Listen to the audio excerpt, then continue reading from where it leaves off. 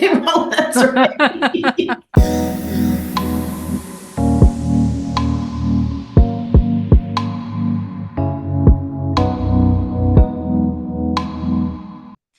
You are a doctor. What is your specialty? Well, I have a PhD in adult learning and workplace learning. So that's what my PhD is in, but my bachelor's and my master's degrees are in sports medicine. Okay. What a combination. That's a good combination. Yeah, yeah. Just yesterday I was telling a young person about how you don't, when you're starting out in your career, you don't realize what, like where you'll land. You're just trying to get in the job market and establish, I should say, a career for yourself. And to look back on it, like it was a great point in my career, great point in my life. But to have that healthcare background, absolutely. It's amazing how it all comes together and it's Mm. perfect. It is. It is. Everyone's journey is different.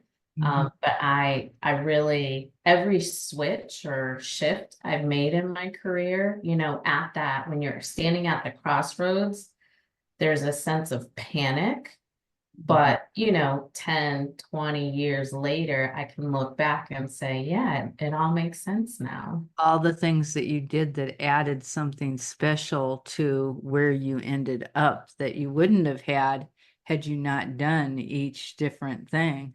Absolutely. Absolutely. So yes, my PhD is in adult learning and workplace learning, and that's sort of the focus of the work that I do now, but the underpinnings are all based on the skills that I learned as a healthcare provider. Well, our listeners are health coaches and doctors and nurses and life coaches, dietitians, people that are in the wellness practices. Mhm. So you have a lot that you could share with us, I know. Um, we'll start out with one of your questions. How do you help your clients stay motivated to learn new information? And Yeah. they drop off at a certain point. We make programs, we make wellness programs, and we follow them along after we make them, and we see at a certain point we need to make some adjustments because they just drop off.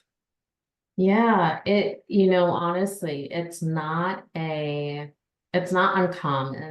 that people fall off, so to speak. But I think what I've learned over the years and what I've been successful at is identifying what they are bringing to you, right? So what's their level of motivation for learning? And typically we learn to change for change. And so it's what all are they bringing to that learning experiences? Does it include some preconceived notions, some habits that need to be adjusted?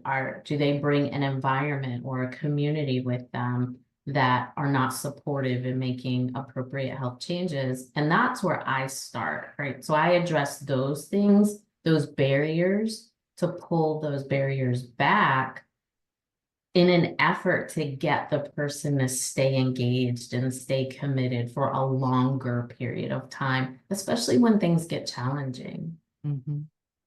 Yeah. How do you not overwhelm your clients with too much information? I always remind myself it's not about you, Carrie. It's not about you. It is about them. And so therefore, I always say I start with a little nugget, right? Like it's like little children or babies, right? You don't give them a full steak or expect a toddler to run a marathon. It's rather, here's a piece of information for you that will allow you to have a quick win. And that quick win isn't in a vacuum, it's really to help increase that individual's confidence so that they're encouraged to keep at it and keep going. So it's a very thoughtful process that I take, and It's one of the reasons why I'm a firm believer that one strategy, one process doesn't help everyone, right?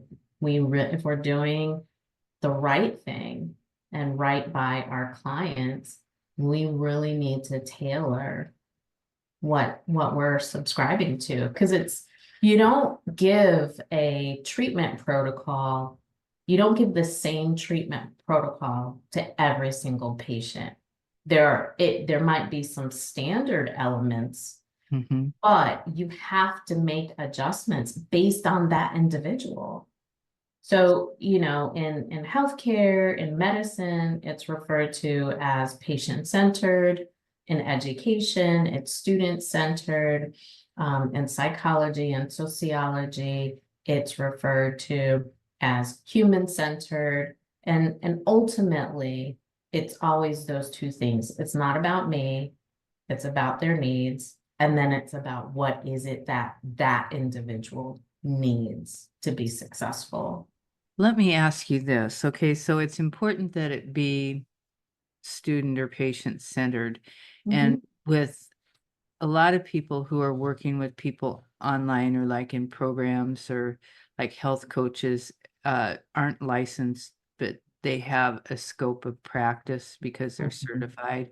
Mhm. And so they can't diagnose and treat, and they can't really, they can guide them with a program Right. to have them find their own individualization, but Mhm. they can't say this is what you need to do on your own. So Yeah. you're the perfect person, I think, to answer this question as an educator, because that is usually what most health coaches can do, Yeah. um, Mhm. and still be in the scope of practice. How can they lead their customers to come to their own conclusions about what they need to do different from everybody else, different from the standard? Yeah, that's a great question because it's something that so many people run into, but it's not often talked about. So let me first share, I actually was in that situation. So as a healthcare provider in the late 90s, early 2000s, the industry that I was in, that I was board certified in, allotted me certain decision-making abilities. And then there came a point in time where legally it was identified that people with my credential are not able to diagnose. Right. However, throughout your education and to get certified, you basically have to diagnose what's happening. But Mhm. so I understand that balance of legally staying within what your scope of practice says, but also using your knowledge and experience to support your patients. So I've been there. I wanted to say that, like, I really get that balance. But one of the things that I would tell people is depending upon what your certification is or whatever your credentialing is, you must follow it. Like, Right. regardless of what you believe or what you've seen and been through, you have to follow your credentials. So first and foremost, I would say that, and you have to stay up to date on your credentialing so that you know what is changing Mhm. in your industry. So that's the first thing. The second thing is, I think it's good practice to always have someone in your, on your team or in your network that you can pull from that has that additional credentialing to give you a validation to say, yes, you're on the right track. Now, I would not call your Uncle Tony, right? Or your Aunt Babette to do you a solid in that regard, but rather develop professional relationships of individuals that you've articulated. This is the agreement that I want to make with you. Um, and use that. That's harder to do, it's harder to do to establish a firm network like that, but that is the way that people are able to sustain their careers. When you're working in a vacuum, you really are limited to what you know only. And that's where the dangers come in, because you may be prescribing or making recommendations only based on what you know when there's a lot more out there. Right. How do you get people to actually, I mean, you can get them to read the modules and listen to what you say or to do the workbooks, but how do you actually get them to implement it? Yeah, another tough one. And I would say you have, again, like I mentioned earlier, you have to go back to who they are and what they want, right? Taking it back to who they are and what they want, taking Yeah, to their why. yeah, so I enjoy being physically active and I like to work out. I do not like doing it with other people, right? And so if I were to enter a relationship with a coach and they want to be part of my accountability and get me working out in a group, I'm not going to complete that program because that's not what I want. It's not what I need. It doesn't motivate me in any way. So that's why I say you really have to be clear about what the individual wants. Not, oh, well, they bought into my program, so they must want that. Like, no, people get into programs for lots of reasons, but if you want them to be successful, which means you'll be successful, you really need to have conversation, either a direct conversation with them or a lengthy vetting process to figure out what is actually going to keep this person on track, keep them engaged so that they achieve their goals and are successful. And Well, that's hard. That can be yeah. hard. Some people are assertive enough, like me. If you told me to do something that I absolutely did not want to do, I would say no. Yeah. But there's a lot of people that would say okay and then just disappear. Right, So right. it's in your So best interest to find out what they want, what they absolutely, enjoy. Yeah. absolutely. Because in either case, it's not good for your business Hmm. as whether it's a health coach or a practitioner. Because if you have the person who says no and they disappear, that is going to be out there, right? Because they're going to talk about it. Or if you have the person who says, okay, meekly, okay, I'll do this, but yet they're miserable at it, they're not having a positive experience, potentially they get hurt, that is also attached now to your reputation and will be out there. And so, again, it's really, really important that you recognize, particularly as healthcare providers and wellness provider supporters, it's not about you. It just Mhm. is not about you and how great you think you are or how great you think your name is. It's really about how are you supporting the individuals first and foremost. And Cathy, I have to say this. I also think there are some individuals that rest on the laurels of their reputation, right? So, oh, well, I've gotten 100 people to lose 100 pounds in 10 days, right? Something ridiculous like that. That may be the case, but that's not good enough when you are face to face with a potentially new client or new patient. That's the earmark. But again, you can't use that approach and expect it to work on a new person. You can't. And at some point, if you do, your luck is going to run out. So what would you do instead of that? Acknowledge your wins. Like this, I want everyone to say, like, acknowledge your wins, and your successes and be proud of that and potentially use that as a attractor. But once you are attracted in it and you have an opportunity to do those consultations, like that is really important. Have open, unscheduled meetings, like no agenda is what I mean to say. So open meetings and open call where I'm here if you've got questions, if you're thinking about working with me and you're just not sure, let's have a public forum conversation about what you're looking for, what you want and what you don't want. Right. Very Yeah. good. So are there common misconceptions about adult learning that you find yourself addressing in your consulting work? It is, it is, And it what is. are they? Yeah. Yeah. How much time do we have today? One of the big things and this is from the approach from people who do not have an education background. Um, and I didn't have an education background before I got my PhD. And it's the concept that adults and children learn for the same reasons and in the same ways. That's the number one misconception. It's not true. The truth is it's based on brain development.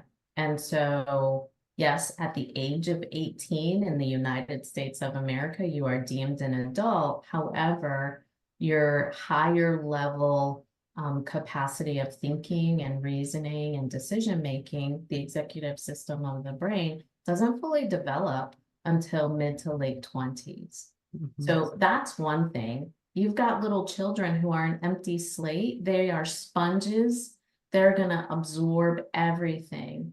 And if you think about yourself, like, why do I, for example, why do I love dessert after my meals? Yes, it's because it's a sweet treat, but I was raised, right? So for 18 years of my life, my mom gave me a cookie or a brownie after every meal. And then it became like that's a way for me to remember her and think about her. Adults have those experiences established over decades. Children don't. So that's one thing I want to encourage people to keep in mind. And to that, when I mentioned earlier, like, why is someone getting, coaching or seeking out your services, and what are they willing to do and not to do, what not willing to do? It's based on their prior experiences. I work in with my degree in sports medicine. I worked in Division I athletics for almost over a decade. I never liked hearing people yell at athletes. And so, some people say that works for them. When I'm working out, that's half the reason why I don't want anyone to talk, like to do it with me, because I don't want anyone to talk to me. I don't want anyone to yell at me Or judge you. yeah, to judge me in an effort for encouragement, right? They view it as encouragement. I don't view it that way. But that has happened over the course of my life. And so again, when you are thinking about adults and working with adults, you really have to match who they are with what you're about to provide for them. Weight loss for me has not, weight management hasn't been an issue for me my entire life. And this year I turned 51 and I look at my body and I'm like, huh, okay, how do I figure this out? Right? Like, how do I figure out weight loss and weight management at my age, right? So intellectually, I know all the things to do, but now I have to contend with habits, belief systems, and sources of support. So you can't look at your adult learner, adult patient, client as, oh, they'll just do what I tell them to do and it'll be good. Because they won't. Well, that's right. That's right. That's right. Like, for example, I use myself as that example. I woke up this morning and because I walk in the mornings and I really wanted to stay in bed. It's cooler. My bed was feeling amazing.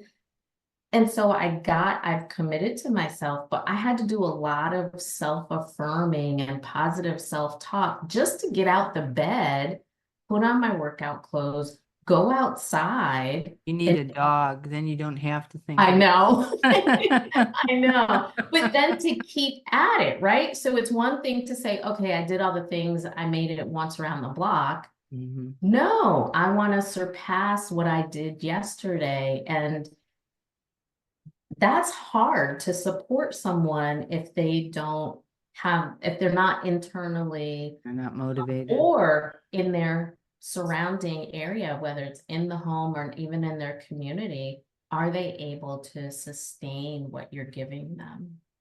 It's hard. Yeah. Yeah, Yeah, there's a weather thing too. You yeah, know? there is. You can get outside right now, but if it's icy and snowing, then you don't want to get outside and go for that walk. And you could think of some good reasons that would be applicable if you didn't want to. Right, absolutely. And it's funny you say that because I was thinking like the neighborhood that I live in, it's safe, it has a sidewalk, like it's a great walkable neighborhood. However, the time is going to be changing soon and I prefer to work out in the morning and it's going to be dark. My Mhm. husband is in law enforcement.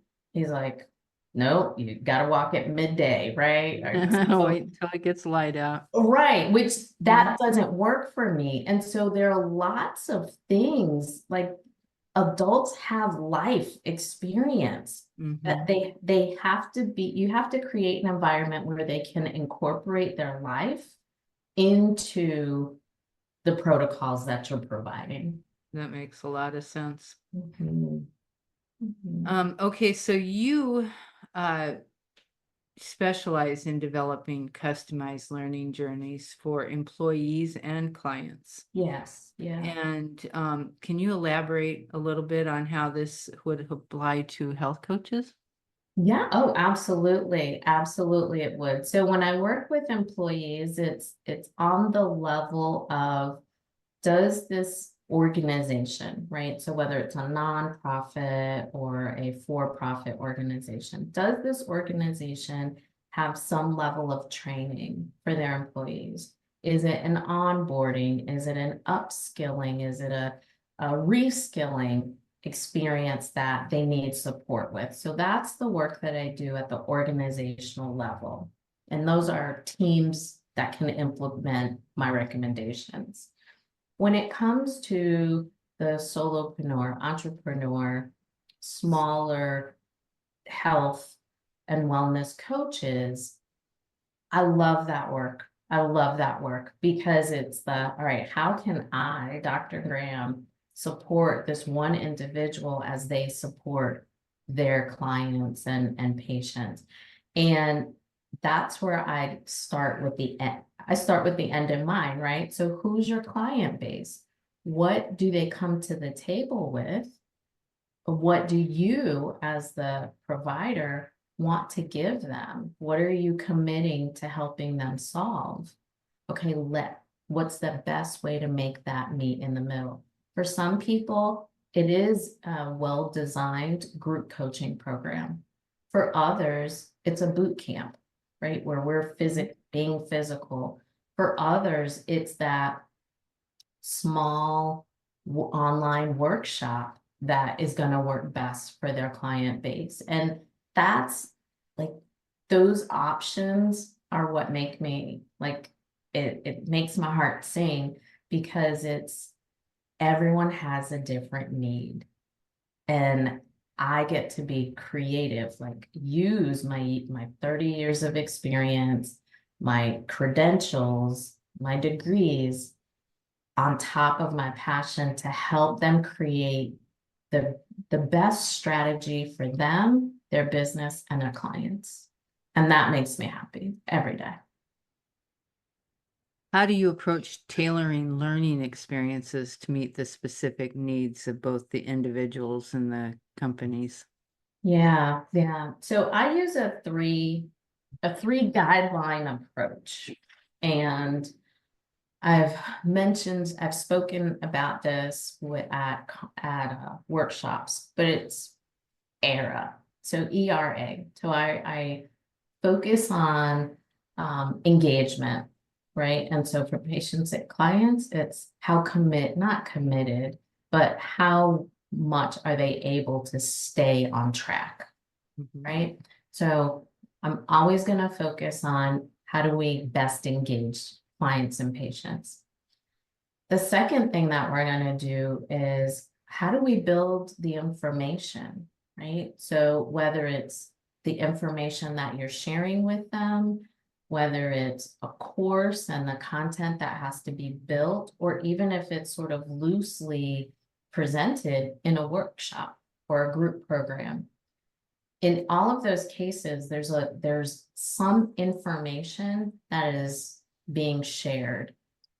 And depending on that format, there are certain steps that you need to take in terms of sharing information. And so there's that level. And then the last thing is the application. And this is another area that I see where people fall off, they forget about. How can you ensure that your audience is doing what you want them to do? And for some, it's we have to practice the skill. For others, they need early wins to build confidence and skill development. And for others, it's repetition, it's that accountability and that check-in, that self-reporting, whatever it is, but we've got to make sure people are actually doing the thing. So it's the engagement, the construction of the information or the content so that they remember, they learn and remember, and then it's the application part. Very good. That makes a lot of sense. Yeah. So you have an offer that's a free training assessment, a guide for business owners to identify training gaps and where to make improvements. That's Yeah. great. Yes. And so we have a link for that. It's drcarriegraham.com/assessment, and we'll put that underneath our show notes for you Yeah. so that everybody can get to it. And then we'll also put your website that Thank you. everybody can reach you. Thank you Yeah. so much for being here with me today. I enjoyed it and I learned a lot. Absolutely, absolutely. And honestly, Kathy, I also, that training assessment is there, but I will say this, people want to make New Year's resolutions, but now is the time to get started. So yes, the training assessment is definitely the best place to start to identify your gaps. But for those individuals who are ready to start making some in-depth changes right away, every quarter, and so coming up soon, should be in March, sometime in March, I am offering a training transformation group program. It's a small group, only 10 seats available, and for 8 weeks, we will work through your training program, whether it's to build it, to tighten it, expand it, whatever it is that you need, as well as your clients need. I'm excited for it, but definitely start with the training assessment.